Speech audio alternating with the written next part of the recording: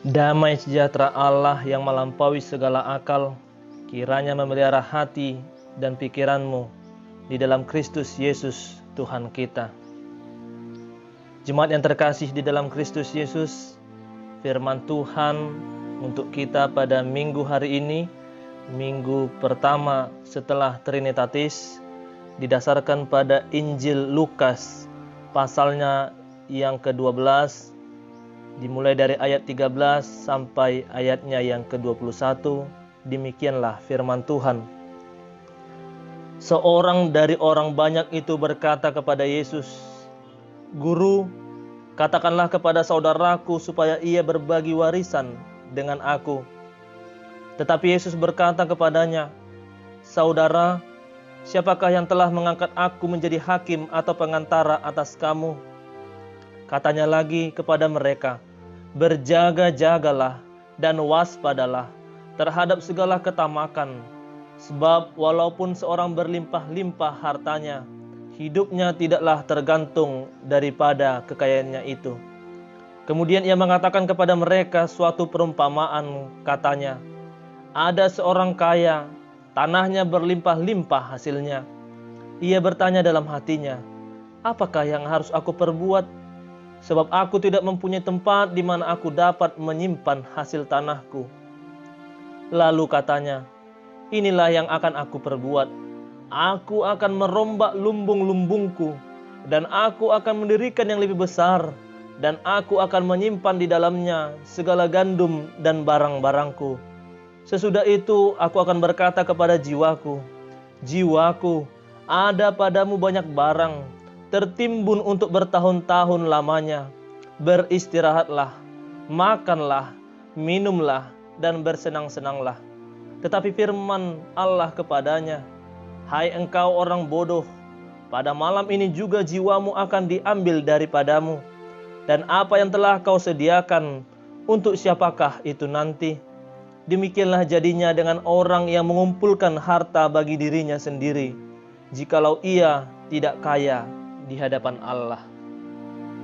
Demikianlah firman Tuhan. Saudara-saudari yang terkasih di dalam Kristus Yesus, di dalam kehidupan masyarakat Batak dikenal dengan falsafah hidup Hamoraon, Hagabeon, Hasangapon. Dalam falsafah ini, kita orang Batak diajak untuk bekerja keras. Terkhusus dari orang tua, memberikan penekanan bahwa 3H, Hamoraon, Hagabeon, Hasangapon, adalah pencapaian yang dicita-citakan. Dapat kita lihat usaha orang Batak bekerja keras, gigih, dan giat. Ada sebuah lirik lagu dalam bahasa Batak yang dinyanyikan oleh Bapak Victor Huta Barat, "Gogo peu macari, arian nang bodari, laho pasikolahon geleki." Orang Batak terkenal dengan gigihnya, orang Batak terkenal dengan giatnya, dan orang Batak terkenal dengan kerja kerasnya. Lalu apa yang menjadi masalah? Apakah prinsip 3H yang tadi salah? Prinsip Hamoraon tadi salah? Awalnya prinsip itu tidak salah. Tetapi dengan seiring berjalannya waktu, prinsip-prinsip tadi berubah.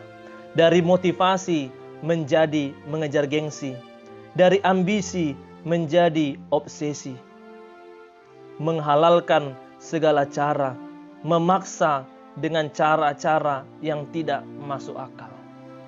Saudara yang terkasih di dalam Kristus Yesus, fenomena inilah yang terjadi dalam kehidupan masyarakat Batak. Dan inilah yang diingatkan oleh nats firman Tuhan minggu hari ini. Minggu pertama setelah Trinitatis, dengan topik minggu, jauhilah ketamakan. Mari kita lihat Bapak Ibu Saudara yang terkasih, ayat 13.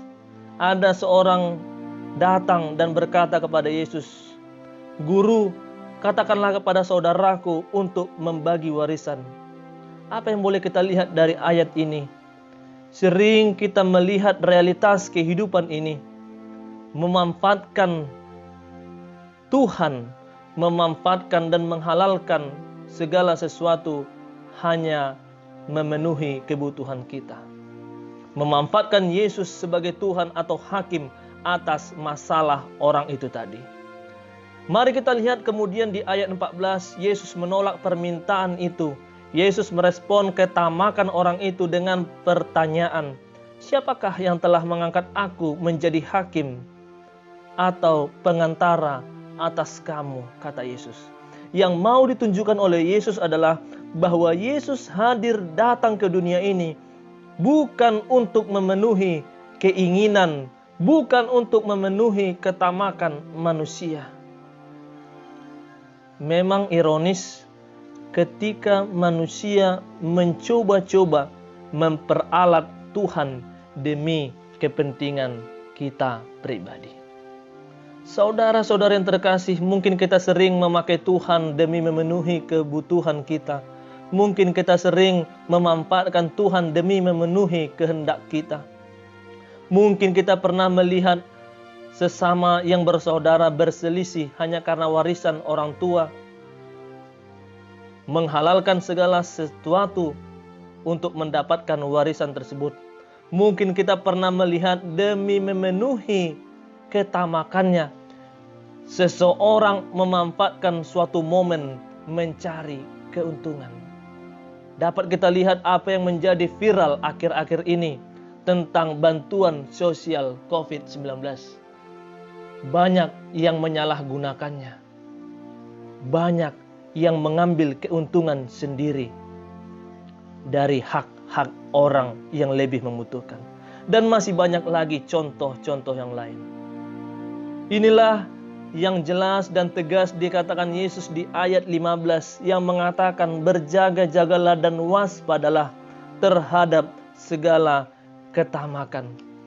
Ada dua ungkapan yang menarik tentang perikop ini dikatakan oleh Mahatma Gandhi. Dunia ini cukup untuk 7 turunan, namun tidak akan pernah cukup untuk 7 orang serakah. Dunia ini cukup besar untuk memenuhi kebutuhan setiap orang, namun dunia terlalu kecil untuk bisa memenuhi kerakusan manusia. Saudara-saudara terkasih, inilah yang menjadi renungan bagi kita. Dikatakan jauhilah ketamakan, jauhilah kerakusan, jauhilah mengambil hak-hak orang lain. Oleh karena itu dikatakan Yesus tadi di ayat yang ke-16 sampai ayat yang ke-20, sebuah perumpamaan yang mengatakan orang kaya yang bodoh. Apakah maksud dari Tuhan Yesus mengatakan orang kaya yang bodoh? Di manakah letak kebodohan orang kaya tersebut?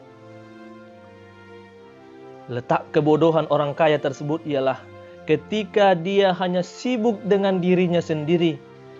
Dia sibuk mengumpulkan harta dan menggantungkan hidupnya kepada hartanya tersebut. Aneh dan ironis memang dalam kehidupan kita sehari-hari, bahkan kita sebagai orang yang percaya, kita terkadang fokus kepada berkatnya, bukan kepada sumber berkatnya. Aneh dan ironis memang ketika kita hanya mengejar alirannya, bukan sumber mata airnya. Firman Tuhan mengajak kita, saudaraku, fokus dan orientasikan hidupmu kepada Allah, sumber dari segala sesuatu, bukan kepada harta duniawi yang penuh dengan ketidakpastian. Lalu mengapa Yesus mengatakan orang kaya yang bodoh? Karena orang kaya tersebut terjebak ke dalam keserakahan, terjebak dalam kerakusan, terjebak dalam memakai harta bendanya dan fokus hanya kepada harta bendanya. Selalu merasa kurang, tidak pernah merasa cukup. Cinta akan uangnya, cinta akan hartanya. Padahal Paulus pernah berkata di dalam 1 Timotius 6 ayat 10, karena akar dari segala kejahatan ialah cinta uang. Saudara-saudaraku yang terkasih, Mari kita merenungkan apabila dipertanyakan kepada kita, adakah dari kita yang ketika lahir ke dalam dunia ini membawa harta yang banyak? Dan adakah dari kita yang ketika meninggalkan dunia ini juga membawa harta yang banyak? Itulah maksud dari Yesus mengatakan, pada malam ini juga jiwamu akan diambil daripadamu, dan apa yang telah kau sediakan untuk siapakah itu nanti? Oleh karena itu, saudara-saudaraku dalam Kristus Yesus, jadilah kaya di hadapan Allah, karena hartamu bukan hanya untukmu. Hartamu adalah sebagian menjadi hak milik orang lain. Untuk itu, sesuai dengan topik minggu, firman Tuhan mengajak kita, jauhilah ketamakan. Seperti juga yang ditulis di dalam 1 Yohanes pasal 2 ayatnya yang ke-17 mengatakan, dan dunia ini sedang lenyap dengan keinginannya, tetapi orang yang melakukan kehendak Allah tetap hidup selama-lamanya. Jauhilah keinginan duniawimu, ketamakan, kerakusan, dan lakukanlah kehendak Allah agar kita tetap hidup untuk selama-lamanya. Amin. Kita berdoa. Ya Tuhan Allah, kami bersyukur atas kasih-Mu yang melayakkan kami untuk memuji dan memuliakan nama-Mu yang kudus. Kami bersyukur atas firman-Mu yang mengajari kami menjauhi ketamakan dan mengingatkan kami agar selalu kaya di hadapan-Mu dengan menunjukkan kepedulian kepada sesama.